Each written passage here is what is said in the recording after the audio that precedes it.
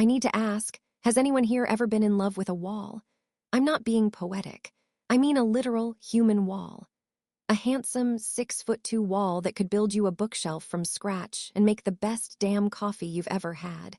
But who would rather set himself on fire than have a difficult conversation? That was my Finn.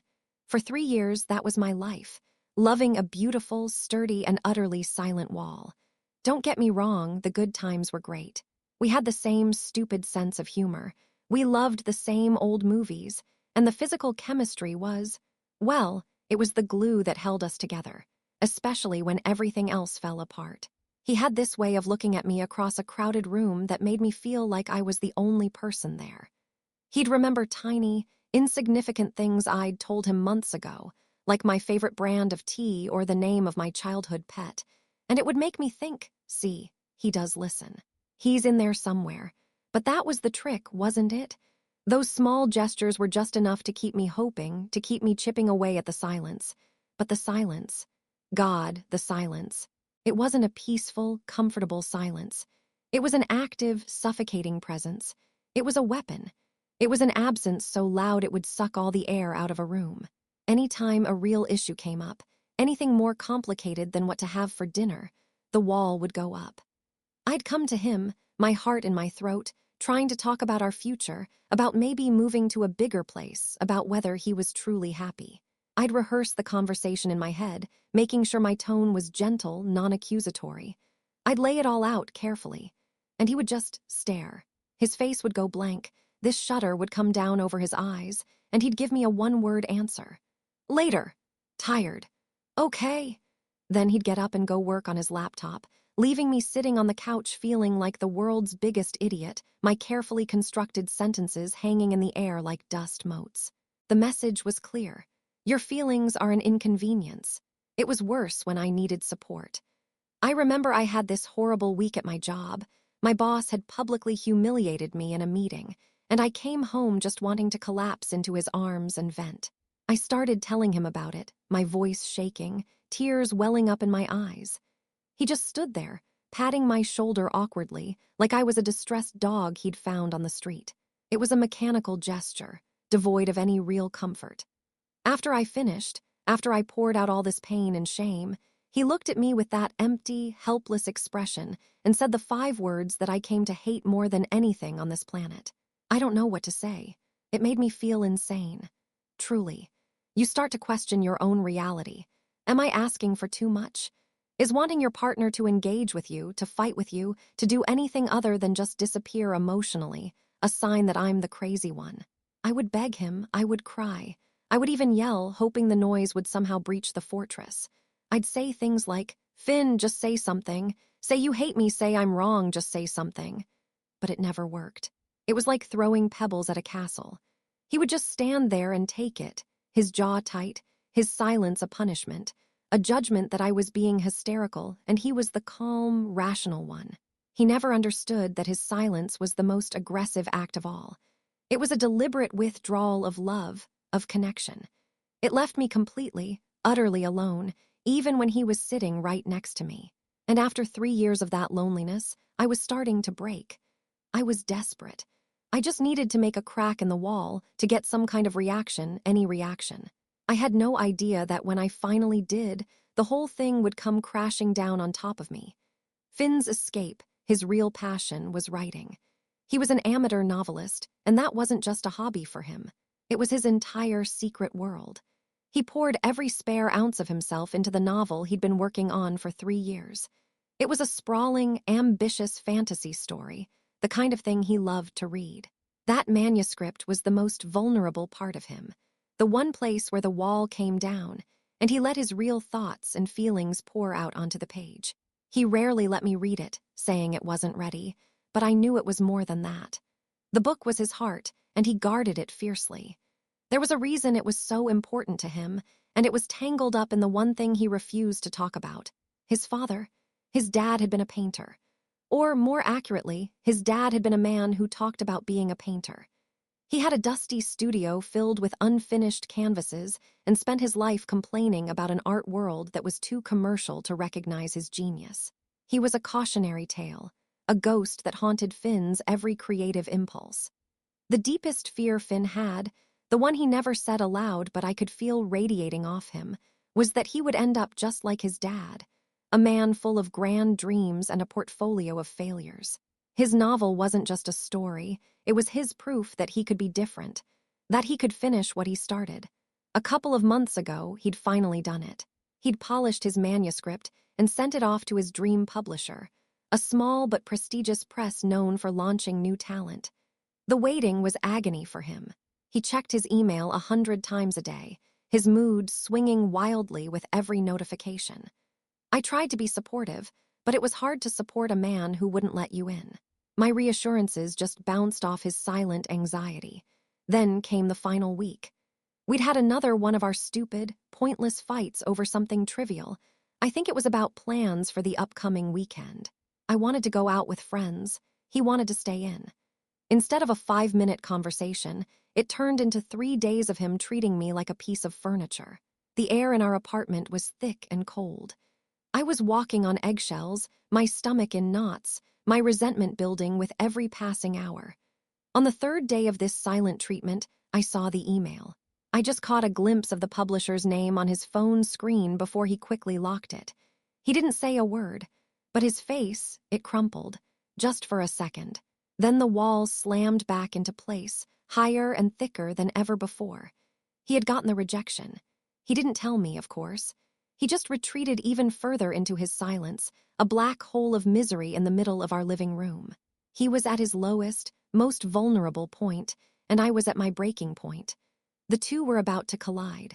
The collision happened at our friend Mark's birthday party that Saturday. The whole week's tension had simmered into a toxic stew in my gut. I had begged Finn to stay home if he was going to be like this, telling him it was fine, that I'd make an excuse for him. But he insisted on going, probably because not going would require a conversation and an explanation, which was his personal hell. So there he was, standing in the corner of a cheerful, noisy living room, radiating misery like a dying star. He nursed the same beer for an hour, offering monosyllabic answers to anyone who tried to talk to him, his face a thundercloud. Our friends knew his moods, but this was different. This was a black, sucking void of self-pity, and it was embarrassing. I felt like I had to apologize for his very presence. I was on my 3rd glass of wine, and the alcohol was fanning the flames of my anger. Every joke I heard, every laugh that echoed in the room, felt like a personal jab at the silent misery he'd trapped me in. I watched him from across the room, talking, or rather being talked at, by our friend Olivia. I saw her trying, her expression open and concerned, her body language inviting. And I saw him shut her down just like he always shut me down. A shrug, a one-word answer, a stare into the middle distance until she finally gave up and retreated. He was a black hole, and he was making everyone uncomfortable. He was making me look bad. All my frustration, all the loneliness from the past 3 years, all the rage from being silenced, it all just boiled over into a single, malicious thought. And then I had the worst idea of my life. It presented itself to me not as a cruel act, but as a brilliant, righteous solution. A form of social therapy. I thought, he won't talk, fine. I'll talk for him. I'll drag him out into the light. He wants to be a silent victim. I'll give him something to actually be victimized about. I walked over to the group, a bright, fake smile plastered on my face. "Don't mind him," I said, my voice a little too loud, a little too sharp, deliberately cutting through the conversation they were trying to have. "He's just having a little artistic crisis." Finn's head snapped up. His eyes shot me a warning, a silent, desperate plea. It was the most emotion I'd seen on his face all week. "Don't. Please, Brooklyn, not this."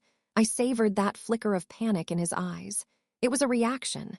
Finally, a reaction, and I crushed it. It felt too good to finally have the upper hand, to hold his vulnerability in my palm. "Our great novelist here got some bad news this week," I continued, gesturing at him with my wine glass as if I were presenting an exhibit. The whole group was looking at us now. I had an audience. Turns out the publishing world isn't quite ready for his genius. He's just terrified he's going to end up like his dad. The words hung in the air, obscene and unforgivable. I didn't stop there. The wine and my righteous fury wouldn't let me. I went into the details, painting a vivid picture of his failure for our friends. I described his frantic email checking, his crushed expression when he thought I wasn't looking. And then, the killing blow, I turned his deepest, most private insecurity into a punchline. You know, his dad, the famous painter who never actually sold a painting. Finn's just worried he's inherited the all-talk, no-talent gene. I finished with a brittle, ugly laugh, looking around at our friends, expecting them to join in, to see the dark humor, to see that I was just trying to lighten the mood, to break through his ridiculous gloom. My internal monologue was screaming with a sick sense of triumph. There. Try being silent now. Try pretending nothing's wrong when everyone knows your most pathetic secret. I brought your darkness into the light for you. Talk to me now, you bastard. Talk to me. I had finally made a sound loud enough to echo inside his fortress of silence. But my joke didn't land. It wasn't met with the awkward, sympathetic laughter I had somehow expected. Instead, a profound and immediate silence fell over the group, a silence far heavier and more uncomfortable than Finn's had ever been. It was like I had dropped a grenade into the middle of the party. Mark's cheerful birthday music seemed to fade into the background. People stopped their conversations, their eyes darting from me to Finn and back again. Their faces weren't amused, they were horrified. I saw pity not for me but for him. I saw disgust aimed squarely at me. In that moment, I realized my catastrophic miscalculation. I thought I was exposing his weakness to win allies, to make them see how difficult he was. Instead, I had just exposed my own cruelty. I had taken his most private pain, a wound so deep he could barely acknowledge it himself, and turned it into a public spectacle. Finn didn't move. He just stood there, the beer bottle loose in his hand. The anger I had wanted to provoke never came. There was no shouting, no dramatic confrontation. His face was utterly devoid of emotion. It wasn't the stubborn, walled-off blankness I knew so well. This was something else. This was the calm, empty face of a person who had been completely and irrevocably broken. He looked at me, but it felt like he was looking straight through me. The look in his eyes wasn't hatred or anger. It was a terrifying, chilling nothingness. It was the look you would give a stranger who had just done something incomprehensible. He slowly lowered his bottle onto a nearby table, the clink of glass on wood sounding like a gunshot in the dead quiet. He turned to Mark, and in a low, steady voice that didn't waver, he said, "Happy birthday, man. Sorry, I have to go." Then his eyes met mine one last time. There was no accusation, no plea, just a quiet, final assessment. And then he walked away. He navigated through the frozen guests, opened the front door, and left without a backward glance. The party's atmosphere was ruined. I tried to laugh it off, a high-pitched, nervous sound. "See, this is what I have to deal with," I said to the silent room, but my voice cracked. Nobody smiled. Olivia just shook her head slowly, a look of profound disappointment on her face. The triumph I'd felt just moments before had curdled into a cold, heavy dread in the pit of my stomach. I knew, with a certainty that made me feel sick, that I hadn't just crossed a line. I had burned the entire map. I stayed at the party for another 20 minutes, trying to pretend that nothing had happened, that his dramatic exit was just another Tuesday for us. But the air was thick with judgment. Conversations would stop when I walked by. People avoided my eyes. The cold dread in my stomach was rapidly turning into full-blown panic. I made my excuses, grabbed my coat, and practically ran home, my mind racing with justifications and accusations. He overreacted. He's too sensitive. He's the one who pushed me to this. The apartment was dark and quiet when I walked in, eerily quiet. "Finn!" I called out, my voice sounding small and shaky. No answer. I told myself he'd just gone for a walk to cool off. He'd be back in an hour, and we'd have the same old silent standoff until one of us caved. But I started to notice things. The keys weren't in the bowl by the door. His worn-out sneakers were gone. A cold knot of fear tightened in my chest. I sent him a text. "Are you coming back tonight? We need to talk." I watched the screen. Delivered. Then, a moment later, that little green word vanished. The message was no longer deliverable. My heart hammered against my ribs. I tried again. Red exclamation mark. Failed to send. I tried to call him. It went straight to a recorded message. "The number you have dialed is not in service." He hadn't just blocked me. He had changed his number, or canceled his plan. The finality of it was like a punch to the gut. I went to his Instagram, his Facebook, a blank page. User not found. He had systematically, efficiently, and completely erased every possible digital path I had to him. Then I saw it. I walked into our bedroom, and it was like half the room had been surgically removed.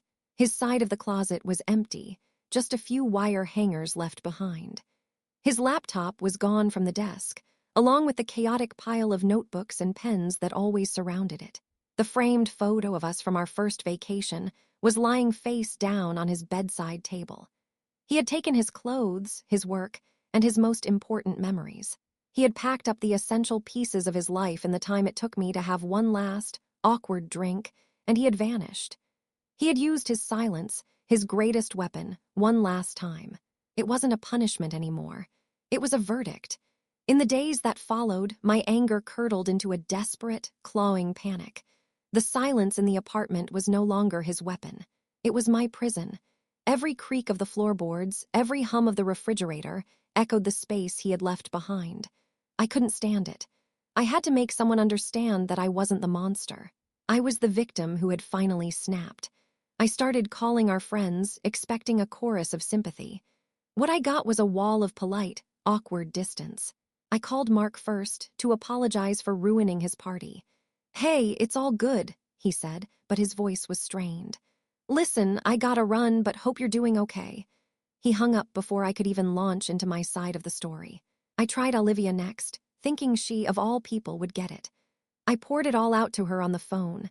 The years of silence, the loneliness, how he had pushed and pushed until I broke. She listened without interrupting. When I finally finished, breathless and waiting for validation, there was a long pause.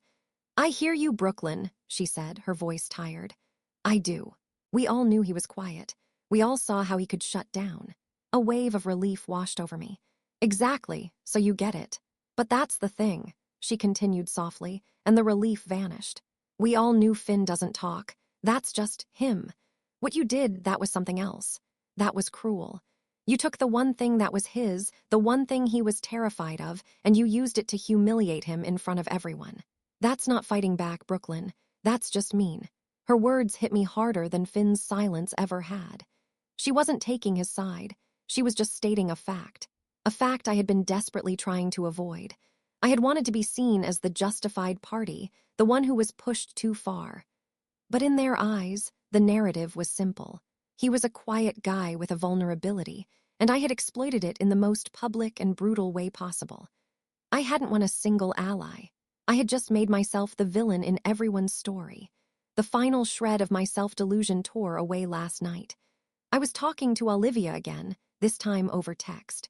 I was trying to sound breezy, unaffected, like this whole thing was a blessing in disguise.